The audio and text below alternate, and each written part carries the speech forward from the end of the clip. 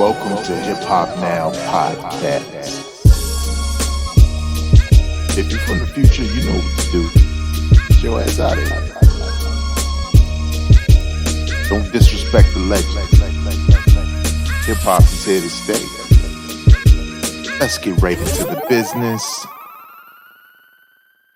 What up, y'all? I am your host, Vegas, and this is Hip Hop Now Podcast, a podcast specifically designed to keep you caught up on all things hip hop, music, and culture. That happened throughout the week. But this is a bonus episode.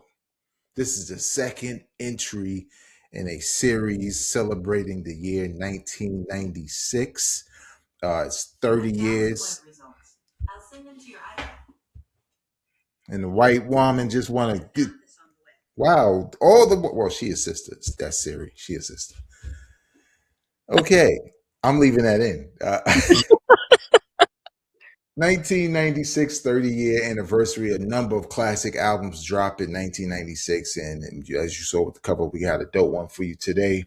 First and foremost, I want to shout out all of those who've been listening to this podcast. If you have, for 10 years, 2026 is the 10th year anniversary of Hip Hop Now Podcast in audio form. So you're not going to find you will find younger Vegas on the internet, but don't listen to him. Okay. He don't know nothing. But big shout out to you. Shout out to everybody watching on YouTube. Subscribe if you want to know how to become a member. The link is in the description of this episode. But with every album that we're reviewing for 1996, I have to bring a guest on so we can fan out, talk about the album, talk about the time, and I have a very special guest today. You see her. She glowing. You know, her lighting's better than mine. Mine's too damn bright.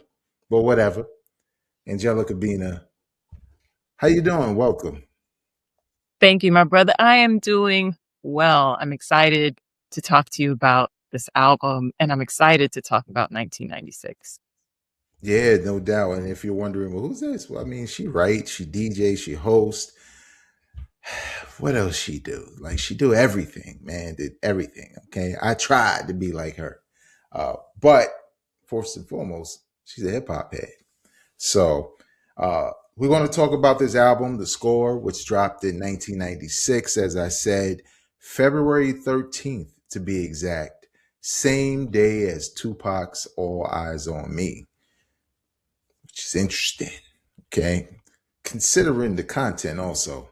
1 hour and 17 minutes in length, 17 songs, but a couple of skits here and there. Some of the skits are within the song. So it was the 90s. What you want? There's always skits. But Angelica, prior to The Score dropping, the Fugees had another album, right? A debut album, because the Fugees really only had two albums. Now I think about it. Blunted on Reality in 1994. What were your thoughts on the Fugees back then before we got The Score? Were you a fan of them, that album? Or were you just like some of us where we heard the Vocab remix and was like, oh, that's hot? Yeah, Mona Lisa. Listen, when I heard that, because this is what was really interesting, and you'll have to corroborate my timeline. But, their debut album had all of the sort of vestiges of the sound right before it was going to change, right? So sonically, Yep. With Ready to Die, which comes out the same year, with Easy Mo B with these drums that's punching you in your face, Right. it was boom bap, but it was lighter in my ears. It was not like, hitting you in the chest like that. It wasn't as polished as hip hop would become in terms of just sonically, the mix of albums. Like, so the Fugees' first album kind of sounded like early 90s to me. And when I listened to the record, which I love the early 90s. Right. But the album didn't really do it for me. I felt lyrically it was a little all over the place. I didn't love the production. But here came Like, as soon as I heard that, I was like, "Oh, what's this?" Right. This, you know what I mean? And just, you know, sonically what it was doing with like the bells and the vibes and, well, I'm a Libra, y'all. And, I'm a jazz head. So, Wyclef singing that hook, it was very jazzy. It was very musical. The that's very jazz, that's Yeah, it very is. sonically complicated and stuff. So I was like, what's this? And then, hearing Lauryn, come through so hard on her verse, you know what I mean? So even though the album didn't do it for me, it didn't need to. That single, that version of it, which was, I believe, Salaam Remi's Yeah. production on that. I mean, that made me a fan instantly. And it was interesting because it was like Ready to Die was like the center of my world in 1994. I'd never like it punched me in the face. I'd never heard anything like that. It scared me. Like it was so violent and dark and just unrelenting and not to bring too much of a soberness to this, but I feel like we have to if we're going to be authentic about what our lives were like as young Right. people in Brooklyn and in New York in the 90s. I was going to funerals of teenagers in my neighborhood, at that time. So I was running from gunshots at house parties and going back to the house party as if they weren't shooting there last night. I mean, that's key because people hear people talk about the ghetto. I'm like, you don't understand. Like sometimes things got shot up, and when smoke cleared, we kind of went back in the spot, It's true. which is So, crazy. all of that was happening as, Ready to Die came out. And so in a weird way, their first album like balanced my central nervous system. Mm. Honestly, it made me feel um, a sense of peace in the chaos that ultimately culminated the year the score came out. Yeah, and I agree because I remember hearing, I forget what their original single was, but on that debut album. But like you said, when I heard the Vocab remix, it was like, oh nah, it was like I heard them in a different light. Like I could hear their skill a little bit more because before the songs were like, whatever. Like you said, it the sound was transitioning and that album sounded like it was made for like 91 as opposed to 94, right? Post Wu-Tang and stuff like that, right? So but Salaam Remi talked about it in an interview I watched a while back, and he talked about like how that remix, like how things were looking, looking dim for them, maybe even getting dropped, and that remix kind of gave them the formula of where they should go next. And what's dope about this particular album, the score, in this year, there's so many stories that are similar in other episodes that I talked about, where it was either someone coming out with the right debut in 96 or someone returning from that debut album but is on their sound change, like Nas and Outkast, even the way De La, with Stakes is High, where the way they kind of popped up, they kind of stepped up where they're the De La we know today as opposed to 3 Feet High and Rising De La. So for the Fugees, it was almost like the same thing. They had to do something because they kind of felt like they laid an egg with the first album, and now we have this. So February 13th, 1996, Mm. score drops. Where are you and when do you pick it up? Would you pick it up day one? Like, what's the story behind your first listen of this album?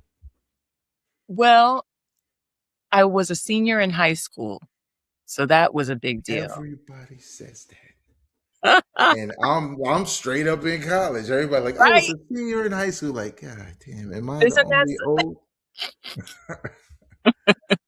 yeah, you had us by a little smidge, but Right.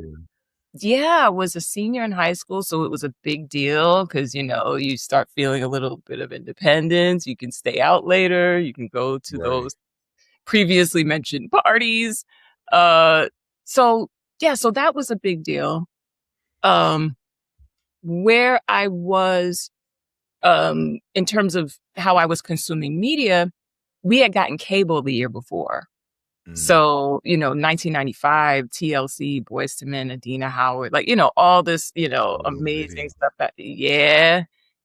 so I was able to watch videos, Brandy, Monica, all this stuff, which I wasn't really able to do, unless it was Uncle Ralph and, of course, Video Music Box.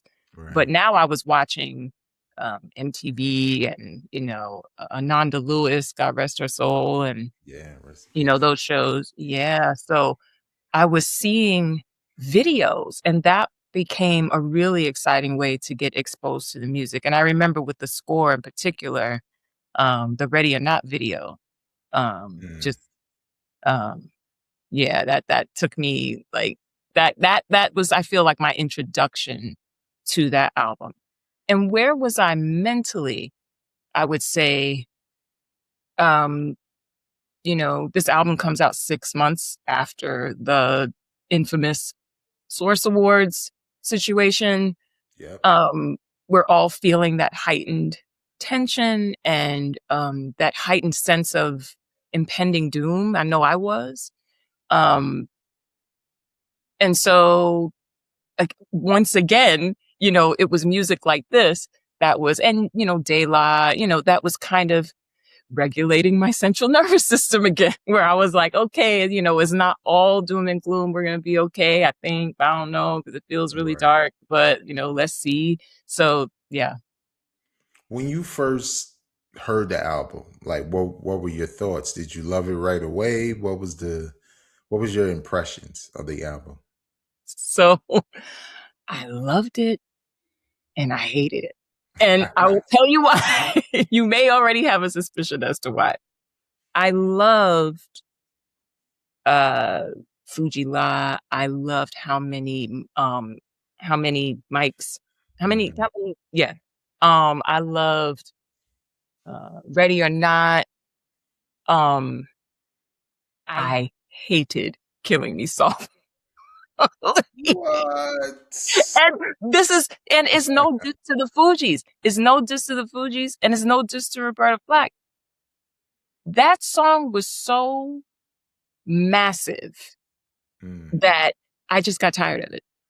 Yeah, I I could see I mean, it that. was like, yo, if I hear this song one more time, I'm gonna scream. So it was like I got fatigue, you know, Right, right. this album because of that one song. But I loved the album, as a whole, and I Mhm. thought, well, I don't want to get ahead of myself, but um, so that's why I loved it and I hated it, I Right. loved most of it, and then the one song that was like the hit, it was just I couldn't take it anymore. Nah, I get that because it got so much airplay. You would have thought it was the original version. Like this is the first time we ever heard this song, And sure, it was a dope cover of it, with a little hip hop spice on it. But you're not lying. Like it was crazy.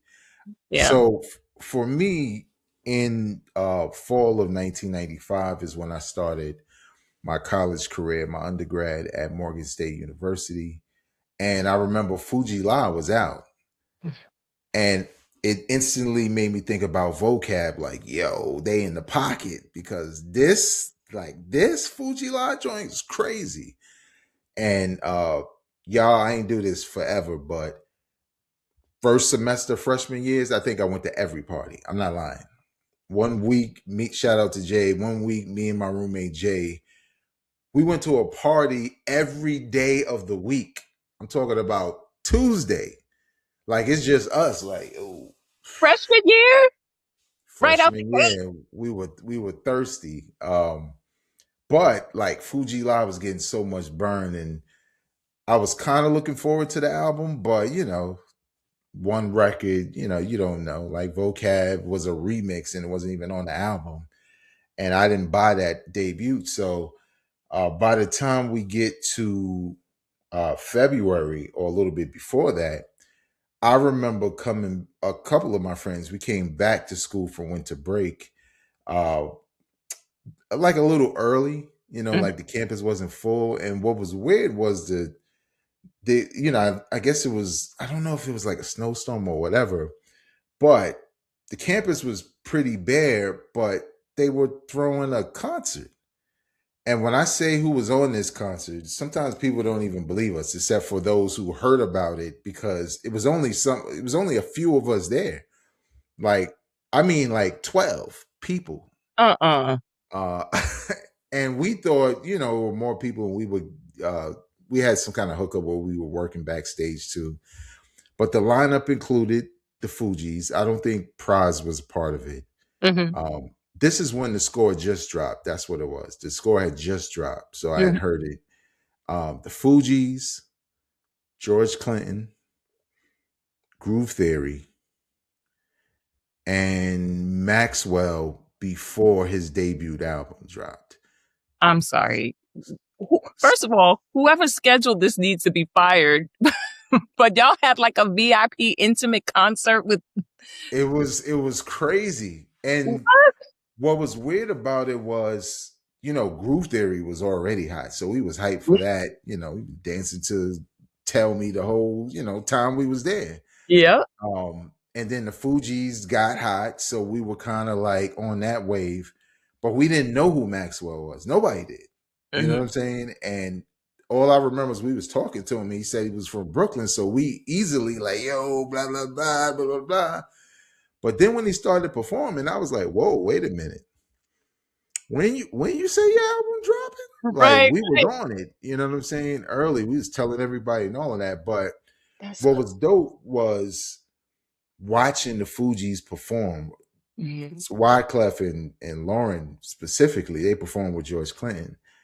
And it was so dope, and it kind of reinforced my fandom at that point in time, because by the time I actually heard the album and heard How Many Mics and Ready or Not, and other songs like what's the joint, Cowboys and stuff like that, um, we was on the album, and I loved it instantly, even though like it was a little skit heavy and Little skit heavy. Skits were a little long.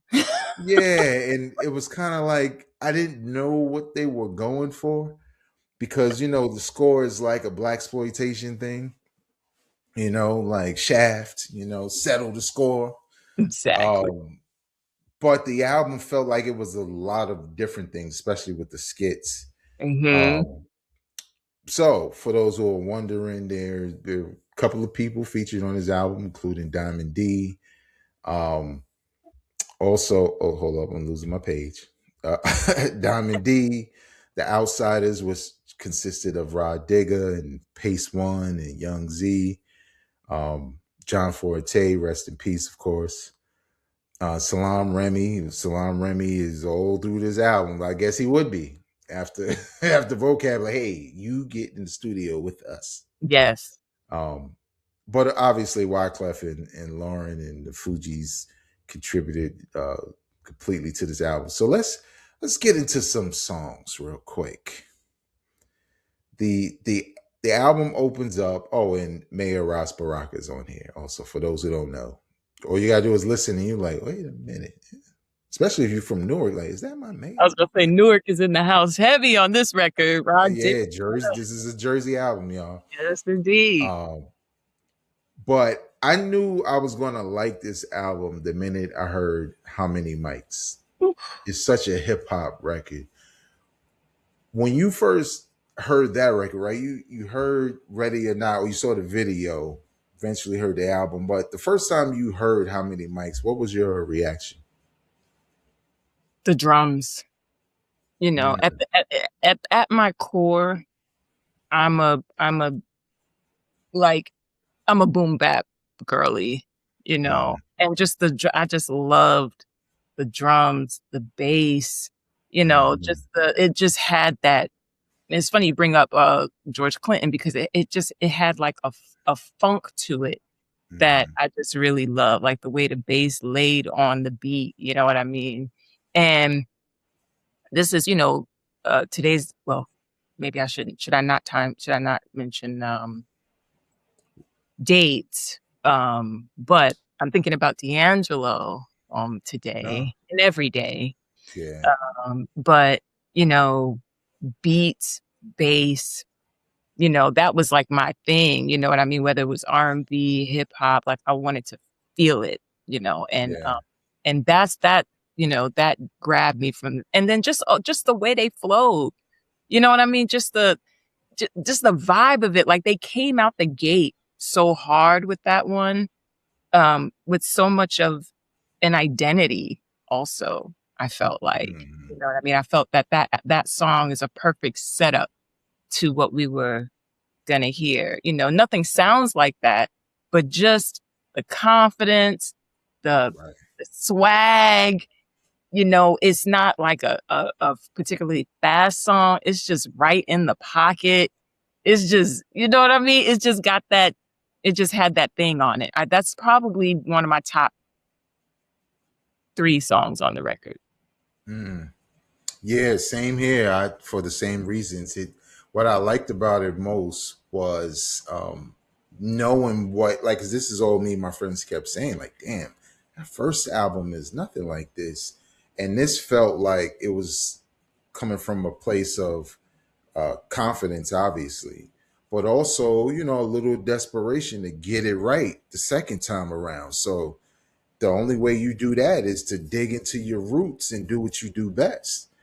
And I think it was the first time I was like, "Oh, Lauren better than all of them." Come on now. I was like, she kind of slick. Like you don't know. Like I like Wyclef because he brings in a lot of heritage into his rhymes. You know what I'm saying? Hmm. But Lauren is different. She's like when she in the cipher, you like, who's that? Like, you know what I'm saying? Who's damn? She's spitting. But yeah, and then how many mics do we rip on the daily? Many monies, yo. It was just really perfect for the Yes. time. And I could relate to it again, freshman year. That's when I was in my prime of rhyming in ciphers back then, Okay. and everybody was. So, that kind of reminded me of that vibe of, put this beat on and everybody take turns and all of that. Now, Ready or Not, you talk about a song being tired of. For me, and I Okay. don't hate it. Uh-huh. I'm looking at you, the block right here in New York. We don't have to hear it every hour on an hour, every 15 minutes. Thank you. It Yeah. rivals Top Dog Law. Okay. uh and if you live anywhere, especially you listen to urban radio, you know Top Dog Law. But Ready or Not, what was it about that song and that video that really connected with you? Well, I'm a huge fan of the Delphonics, the Shy Mm. Lights, the Stylistics. I believe Ready or Not, I believe that's a Delphonics tune, but you have to double check that for me. But Yeah, either I think way, so. yeah, like I loved, and I'm a huge fan of the great Philly producer Tom Bell. Mm. And just, all those great songs he wrote, uh, You Are Everything, produced, You Are Everything and Ready or Not, and um, all those falsetto groups, as my late Yeah. sister used to call them, so off rip, I love that they leaned into that darkness of those Mm. songs. Delphonic stuff, it wasn't like the Temps or the Four Tops. It wasn't like happy. It was moody and Mm. darker in mood, those songs. And so Ready or Not already feels dark. And Mm. when they did it, I felt like they just leaned into it. And that melody line that like it's like they have that pad and then there's that do do Mhm. like that. It feels like you're about to get robbed or something. Like, it just feels like, they're coming to get me, and just her voice, right? When she comes in with that clarity and that gorgeous intonation that we heard 3 years later in a Disney movie, it was just Disney like movie, Sister Act, too. Right. And then we hear just this splendid voice again with that confidence, that piercing, that ready or not. And then when she says it again, and then when the drums come in, come on now. Like that, it's cinematic. Yeah. It's, that's why I love that song. It's moody, it's dark, it's cinematic. To me, it's the song that's most reflective of the cover of the album. Right? Look at the font of the album cover. You see, it's super dark and these illuminated, just the faces. It feels like Dead Presidents, or just like you said, blaxploitation, and it's just a whole moment, that song, as far as I'm concerned. Like, it does everything. It has the drama. And the video is like that too. It has the drama, it has the adventure. Yeah. So to me, that's like, that song is the most dramatic on the album. And I love that song so much. Yeah, I think this was a song where, like, when you look at the hook for this record, the hook for Fugee-la, and I was like, there's something about Lauryn's singing also that's starting to grab my attention, right? Mm. Like, that's making these songs a little bit more powerful beyond the verses. And it's everything that you described. And I think the font on the album cover is the Godfather font. Oh, that makes sense. I think you're right. Like, when you look at it, it kind of looks like how the Godfather font was. But, and this goes into another song I want to talk about, which is The Beast. On this album, even though that font is like mafioso, they kind of speak against this time in hip hop where a lot of artists were embracing, Italian mobster nicknames, and just the whole mafioso vibe that came with, like, people like Biggie and Nas and Jay-Z, and it felt like it was a theme in rap. But here with the score, they were talking more about the neighborhood and black, and promoting black, and, like, society and community and stuff like that. So a song like The Beast that speaks to the cops and police brutality, it's been in our music forever. It didn't just happen, y'all. It's been in black music forever. What did you think about the areas of, like, skits, and some of it is like background talk also, where they're kind of giving you a sense of, I assume it's Jersey, but just a black neighborhood or urban neighborhood, and songs like The Beast that talked about police brutality and things like that.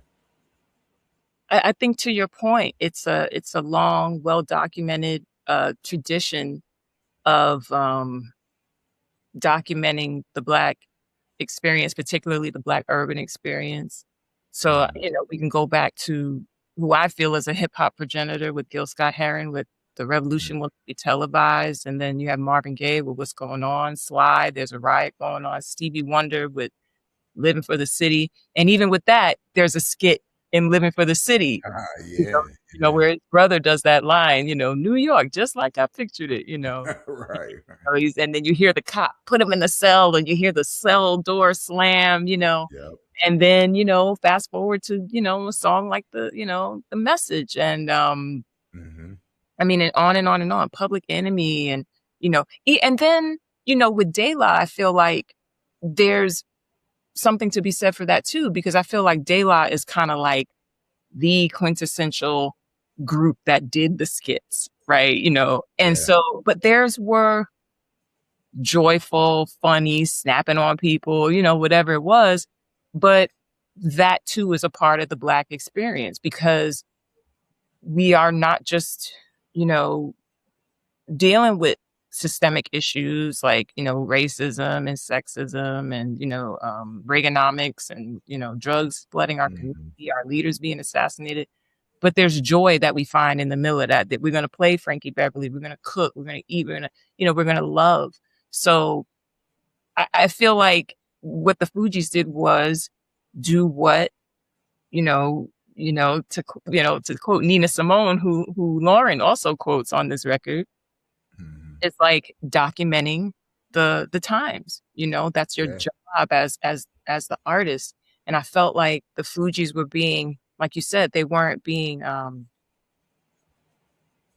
because I think the indictment on some of the music, which was understandable, was, you're promoting a certain thing. And, artists would push back and say, we're not promoting, we're documenting, But I Right. feel like Right. the Fugees, they showed us that there were other ways to document that, to your point, didn't glorify. Mhm. They weren't innocent. You hear the Right. misogyny, you hear the this, you hear the that, but they chose a different path at a time where that was different, I feel like. Yeah, it was there was like, and we can get into this before we move on to a couple of other songs, but particularly in 1996 there was a division, right? Like hip hop, especially East Coast hip hop, was moving in a direction that, obviously there was more hardcore lyrics, but also some rappers were making money. So the lyrics reflected that, from naming designers to, you know, looking at yourself as somebody rich, including Trump. Let's not pretend like hip hop ain't mentioned Trump all Listen, the time back in the days, clock it. you know.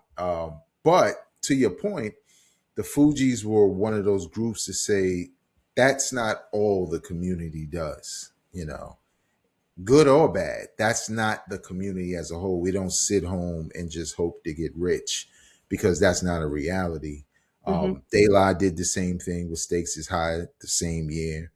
Um, and even J. Rue the Damager, which I was a big fan of, but I didn't like all that Biggie slander. Like, yo, Yeah, we can't have that. We can't have we don't that. have that Brooklyn Biggie Yeah. slander. I'm choosing Big Papa, okay?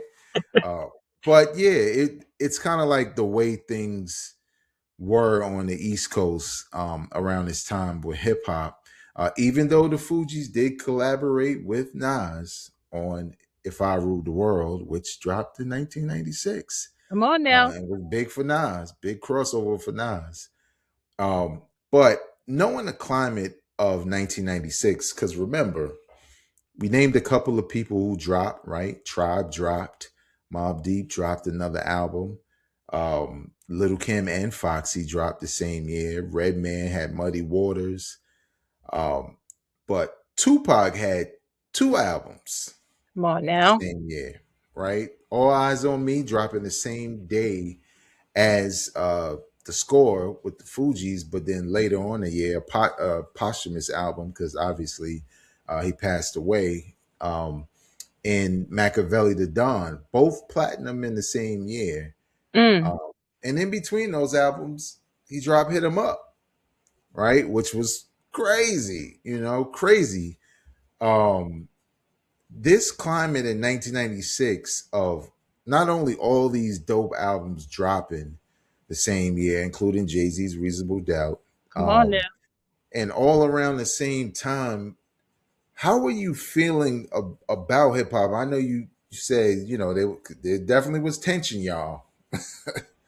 Like Angelica said, 1995 Source Awards, and it's like 96 is the residue, the leftover, the responses, everything to what occurred there. But musically, knowing all of these albums are dropping and the Fugees didn't necessarily have a great debut, how do you, well, for one, what did you enjoy about all of this competition, and how do you think the Fugees fit with legends and debuts and comeback albums and all of that good stuff? Mm. That's such a multi-layered thing. And Yeah. I feel it all so palpably. Um, I was a huge and remain a huge fan of Tupac, and I was a huge fan of Big as well. And then became a fan of Junior Mafia, and then Mm, Lil Kim and Foxy, and everybody started doing these, remixes and guest mm, features on R&B songs. And then you had, Blackstreet and, Boyz II yeah. Men and Jodeci. I mean, it was just a very vibrant time musically, but this manufactured, um, still makes me angry, um, Mm, experiment that happened at the cost of, um, two of the greatest lyrical minds we'll ever know. You could feel it. You felt mhm, it, every day. You felt this impending uh, uh, doom. And then, we remember, Pac, gets shot. And, there's so much happening in this time, yeah. and then, you know, Big L and Jay-Z and and I was dating a DJ at the time, right? So I heard all the new stuff, and so I was Right. like, kind of tapped in that way. And it was exciting because we'd never heard anything like this. And then you had MOP and how about some hardcore? Like I'm like it was just a time. It was a time. Mhm, Um let's see. To answer your question, how am I feeling? I'm feeling, um, in a way, invigorated by the creativity of my peers. I mhm. was a huge fan of Wu and Nas, and I'm writing out lyrics on notebooks and taping stuff, cutting school to go see shows and stuff. Right. Sorry, mom. At the same time, I'm feeling nervous. I'm feeling concerned about where we're heading. Um, yeah, it was a mix of things, and actually the day I went to go get my driver's license, I failed the road test. So I was so sad. And I didn't know that in New York, pretty much everybody fails the road test first time. And Yeah. I come home and it was September 13th, 1996. We all know what day that was. Mm, And it was devastating. Um, then in November, uh, Kim and Foxy put out records, and I'm feeling very unsure of myself suddenly as a woman because I don't think like this. I don't walk. I don't talk like this. I don't, right. this is not me. And I feel like this is what the guys want. So there's this like pressure there to, Mm. be like them. Everybody remembers the Lil Kim infamous poster with the bikini and the fur, and she's squatting Oh, down. yeah. Yeah. It was on the wall. I'm sorry. It was on the Come on now. wall. Like, I think it was on everybody's wall. And here's Lauren, who I feel like I'm more like her in a way mm, mentally, even though I'm not like fully invested in that vibe either. I'm like straddling both because, I'm a girl from the hood, but she was too, but I'm woke, but I'm ghetto. It was just, so I kind of fit somewhere in the balance. And I think if not for Lauren, there wouldn't have been balance for young Black right. girls who felt an enormous pressure. Cause this is also and I'll shut up, but this is also the rise of the video vixen era. You know what I mean? So there's Yep. all this pressure and like, what does femininity look like and feel like?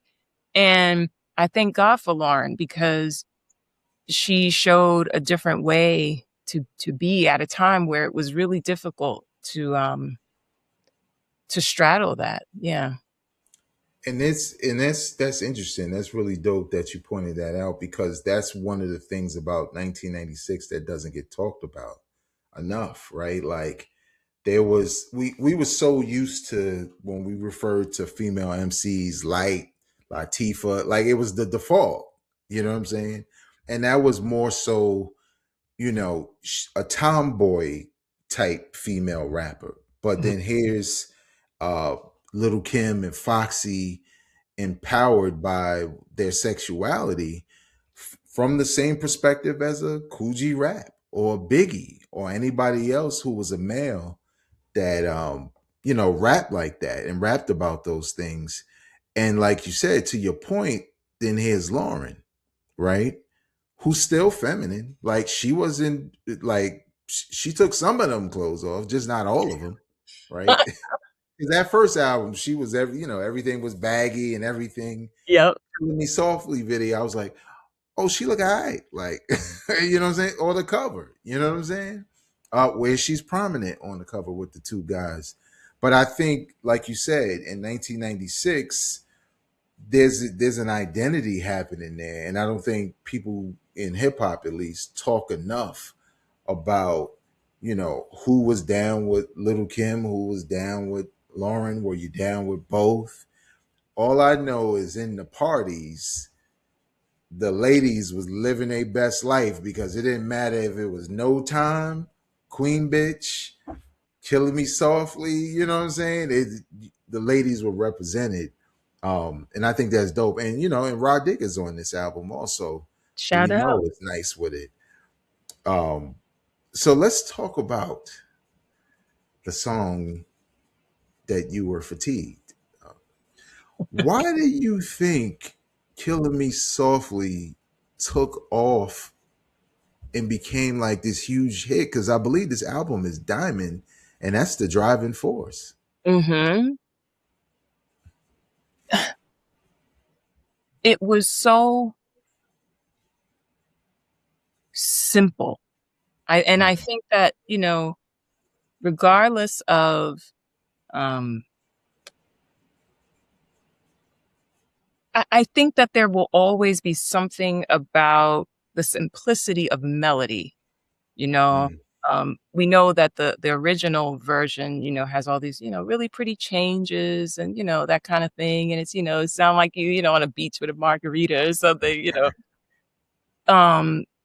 no chord changes for the most part, especially in the verses. And it's just a melody and a beat. And it doesn't get any more, I feel like, unifying than that. We can all sing along, it's not her complex rhymes or, Wyclef's, wordplay and, him throwing, 50 cultural references at you a minute. It's just, I heard he sang a good song. It's the simplicity of it. And I think the universality of how we could all sing the chorus, and it was an easy melody, but a pretty melody. And, the beat just, it almost sounded like something you could do at a lunch table.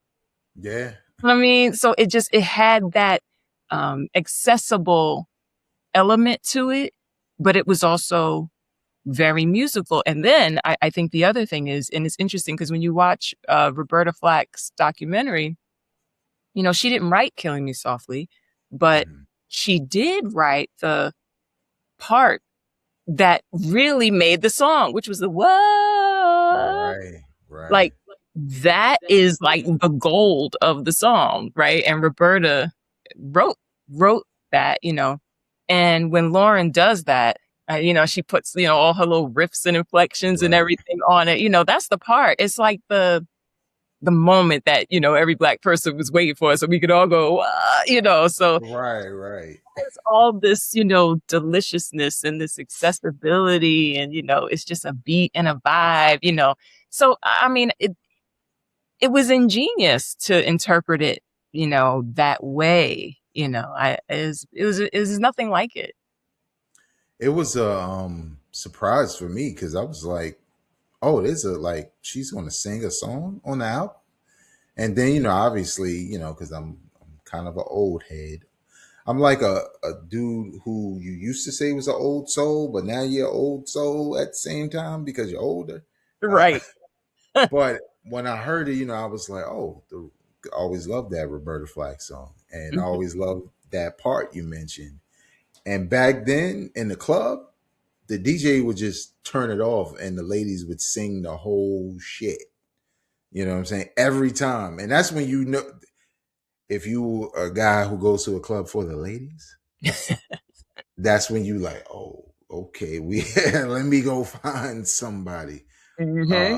But I think also one of the things about that record that fits with the time, when you think about like what Bad Boy was getting into, right? Like taking hits from the 80s, like nigga would sound so crazy, like you know who. We ain't gonna say his name, Mm-hmm. but that formula was gold for a lot of rappers. And Mm-hmm. some tried it and it didn't really work. Some did it in their own way, right? Like Nas, like people always say, oh, why he had to do If I Ruled the World. I'm gonna tell y'all again, okay? Houdini Come on now. and Curtis Blow. That's who he drew from to make that song. So if that ain't hip hop, I don't know what is. Uh, but it had a certain vibe that was like, this is Nas's club song. And that's how I felt with this record. Like, this is the club song that the Fugees would make. You know what I'm Mm-hmm. saying? They're not gonna go and just grab a Rick James instrumental and then, even though that wouldn't have been bad, they probably I'm would have gonna killed say it. that, but Probably would have killed it anyway. shout But out to Rick James during Aquarius season. He's got a birthday. right. Yeah, I was listening to Ghetto Life today. Come on. Blast at the supermarket. Old head was like, I'm not lying, y'all. I was like, well, I'm not that old. Out or it was in your headphones? No, it was in the car. The windows was up, Oh, but car. Okay, yeah. I had it super loud so I could feel it. That's how I like some of my songs or whatever.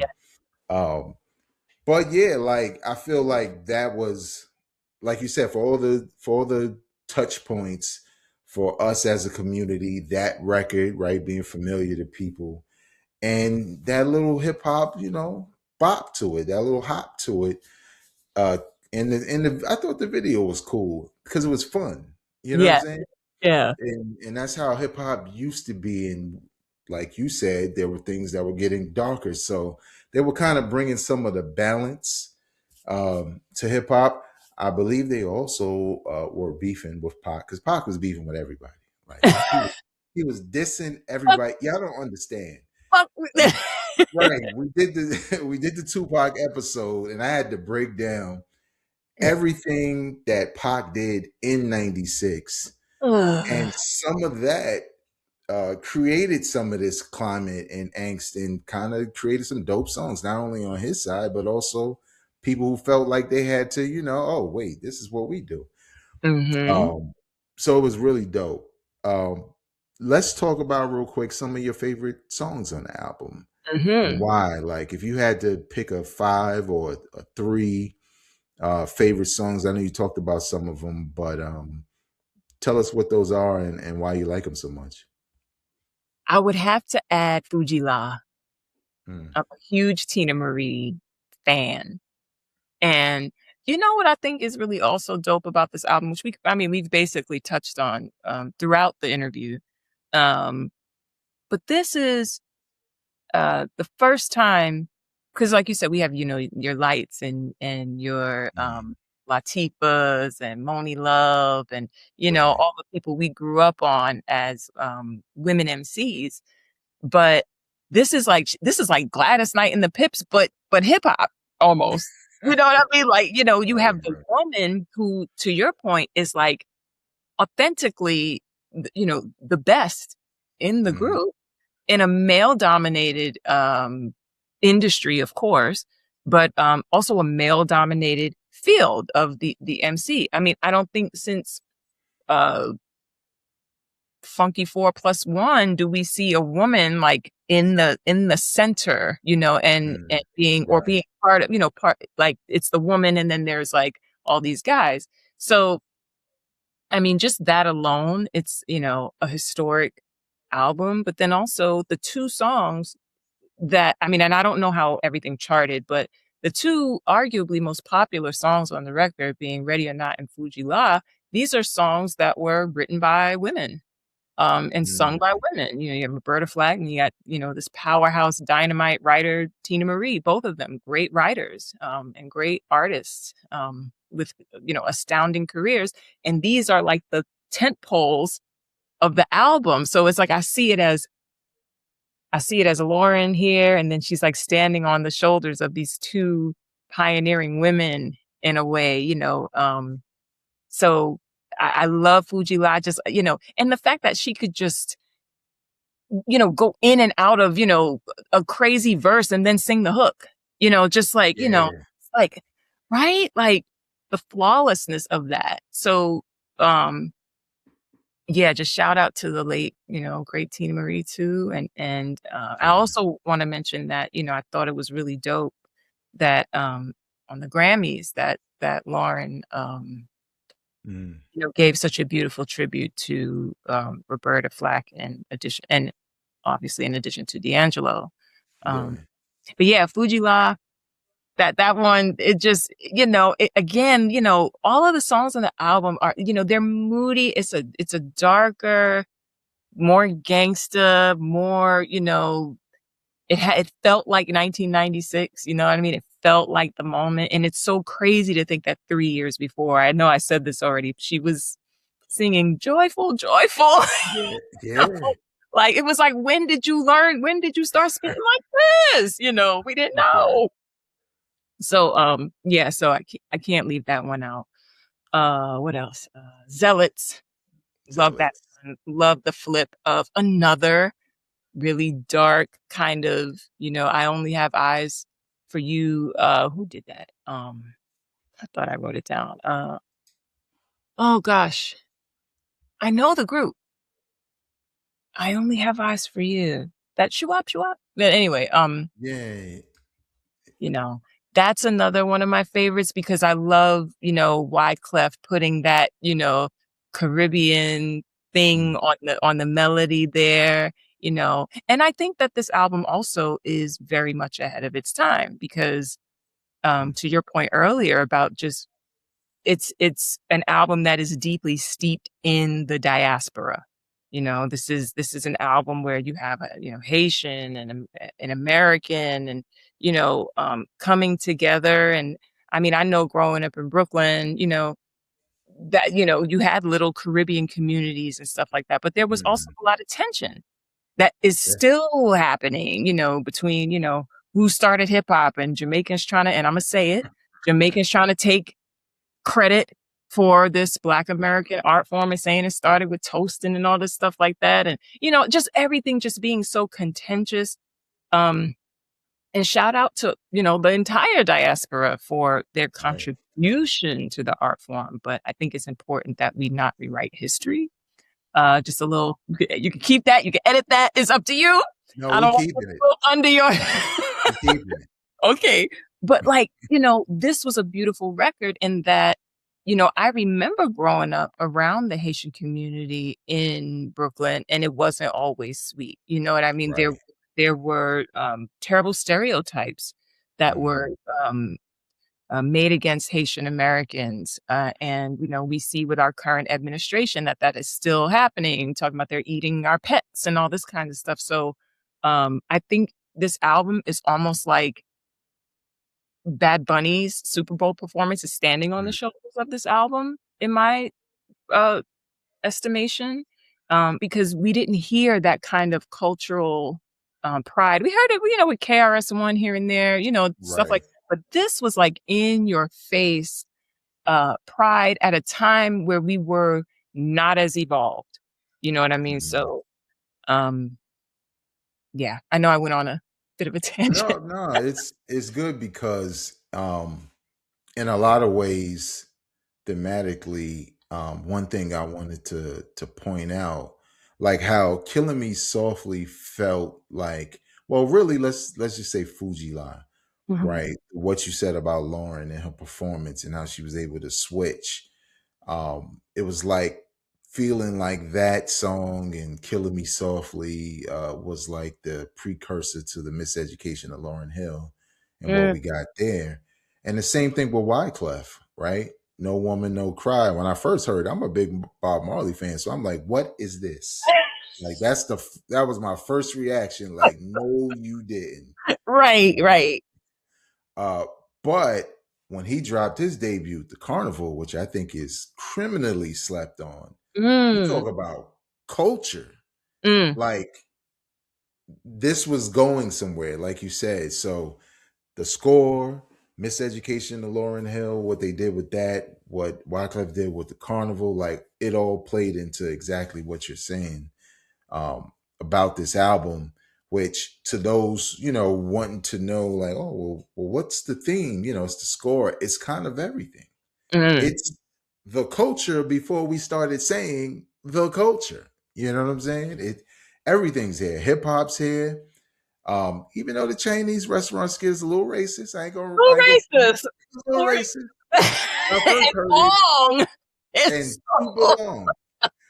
When I first heard it in like '96, it was funny. When I heard it in 2026, I was like, oh, yeah. they ain't take this off. Like, Word. And it's like they didn't take notes from Wu-Tang. It's like there's a way you could do this, you know, right. garbage instead of being like really, really Yeah, racist. with the stereotypes. Yeah. Even though they came into our community and, were basically on some, eat this. Some of those interactions played out like that. They did. They did. So there's And if you don't know, some of that. this stuff is real. Come on. For me, favorite songs, uh, Fugee-la, of course. Love Mm-hmm. that record. How Many Mics? The score with Diamond D was dope to me because I was like, oh, Diamond D. I was like surprised for some reason to see Diamond D because this is 1996, y'all. Diamond D was hot. This, again, let me say this for people, and this is going to come up in numerous episodes, but hip hop was still young around Mm. this time. So there were certain things that would happen to older artists who may have had hip hop in a chokehold 2 or 3 years earlier. Nobody would want to hear them because they're old, right? Dude might be 32. Like, you know what I'm saying? He might be 29. Oh, nah, we don't hear that. Like, oh, son. Right. And also know that a lot of guys, especially in the early days of hip hop, they were teenagers when they wrote some of these classic albums and verses and all of that. So Hey, yo, I see I would you just like Napoleon and Waterloo. My name is that. right. Like that is that's my shit. That is my shit. Shout out to the Bronx. Shout out to Diamond D. Love that joint. Shout and rest in Yeah. peace, Mason. Yeah. I was just so surprised to hear from Diamond D. I was like, oh, that's dope. And I've always liked Diamond D. Uh, again, rest in peace, John Forte. I liked Family Business because he had a very unique voice and he could spit. He did some other things on the production side on this album also. It just was an album that felt like Community, and they were introducing people like John Forte and then putting the outsiders in your face, and you hear Rod Digger. This is before Conglomerate and all of that, Busta and all of that. Excuse me. And it's just a very dope album. Now let me ask you this last thing. Okay.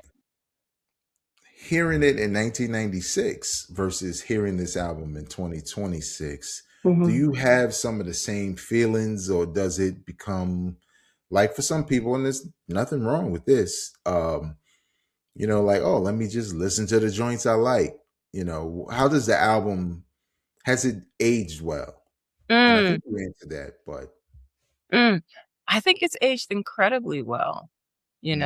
I've had it on in rotation, in thinking about what I could possibly say, about right. this record, but as I was playing it from front to back, no skips, it's like, this album goes hard.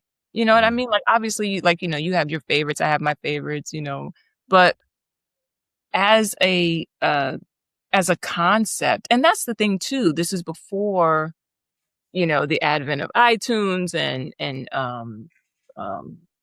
oh, I'm just gonna buy the one song that I like. You kind of had to listen to albums as a whole. And like an Illmatic, like a Ready to Die, like a, whatever, you were invested in the journey. And albums like that, I don't think they ever go bad, because the concepts had to be strong, then. I mean, Kendrick still does, great conceptual albums, I Right. feel like. But even then in the 90s it was different. We were really telling a story. Right. And I think that 36 Chambers, another one, that where it just, you're in it for the journey from front to back, no skips. And I feel like this is one of those no skips records. It just holds up. The production is solid. Lyrically, Lauryn is just incredible. They all just move and work together. The chemistry is so solid between them. This is before any drama that we know of anyway. So it's just also that, like, it reminds me of a time where everything was Gucci. You know what I mean? Like, I guess I Right. think it is now too, I think now, but it took some time, and that's life. You fall out, you fall in, with friends and things like that. But it just reminds me of better days. And yeah, it doesn't feel, I had to really like stop for a second and be like, how is this album 30 years old? 30? 30. 30? It's like, 30 years. I can't. Right. But I think they did a great job. Yeah, you put it perfectly. I feel the same way because I think at one point I used to listen to this album a lot in 96, maybe 97 also. Hmm. But then like years passed where Hmm. I hadn't listened to the album in its entirety. Like, obviously the radio helped with that, right? Fugee-la, like some of these things never left the radio. You Right. know what I'm saying? But it kind of became that was the only thing I really remembered until I listened, and I forgot about all the skits, and I forgot about some of the songs. I forgot about the song with Cowboys with the Outsiders, and I was like, I don't even remember how this sounds. Hmm. But to your point, it aged well because it had to be great, right? And they were making it for a specific hip hop listener back in the days who was going to sit with the album, like you said. Like this may be the only album they're rocking that year, or the next couple of months, depending on your age. Who knows? Until your birthday, and you get some birthday money, you can buy something else. You know what I'm saying? Yep.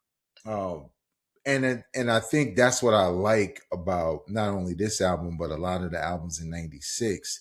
You can really just pick one and just kind of live with it because it's full of a lot of the things we mentioned. Earlier, I said 17 songs, an hour and 17 minutes, but that's the expanded version, which has what, 3 remixes to Fugee-la. 2 of them are crazy. Like 2 of them are dope. One features John Forte. It's the Refugee Camp remix. That one's crazy. Mm. And then there's a Sly and Robbie mix that's more like reggae / dancehall Fugee-la, which is Mm-hmm. dope. And then there's a song that wasn't on the original album, I don't believe, called Mr. Mister. And I think that was Wyclef by itself. So the original album was like 13 tracks and Mm-hmm. probably a little bit around an hour. And also, before we leave, we didn't purposely leave Praz out. We know he's in the group. We know he's on the cover. But I'm saying everybody was like, "Oh, the other nigga whack." Like that's just what we were saying in '96. Okay, No lies told. right. But it's tough to be great next to 2 people who are like geniuses at what they do. You know. Yeah. Yeah. Um, and who knows? He wasn't a guy who held the radio. Maybe he had to punch a nigga or two. For the group. You need them in your crew too.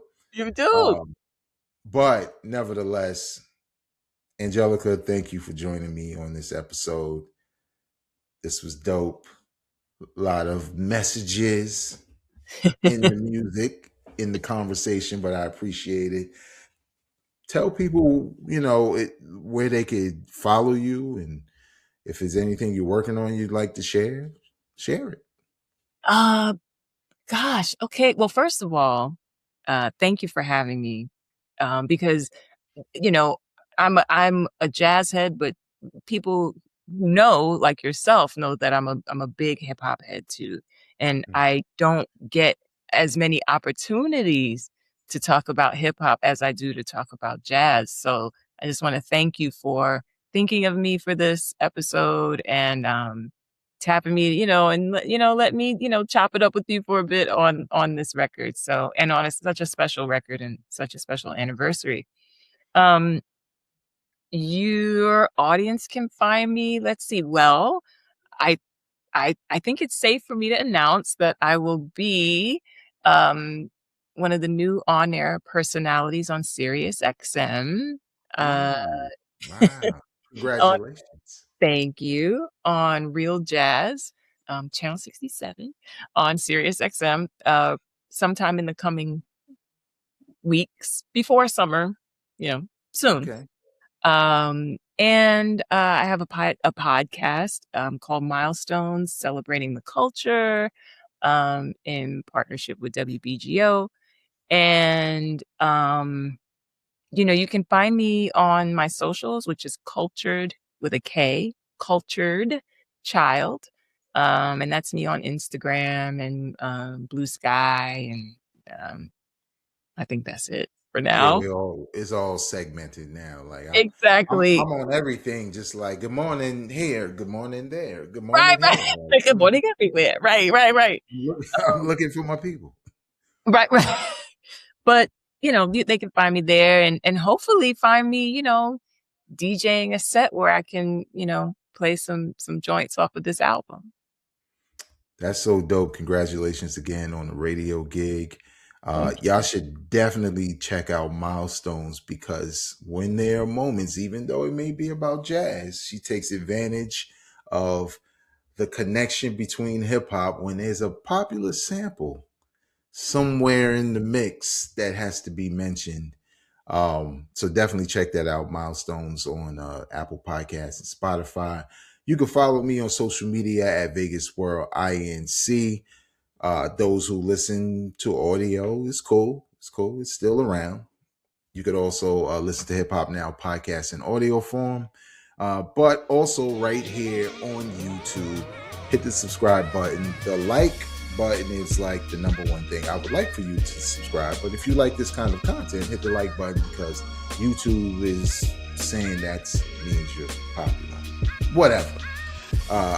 But also, we want to know from you in the comment section, what do you think about the year 1996, the score, the fugee-la versus the Killing Me Softly versus the Ready or Not, like the whole time. And even if you weren't around for that time, going back, what do you think about the album? Did it age well, or did you get your skip on? Leave it in the comment section below. And please know, we're not critics, we're fans. Peace.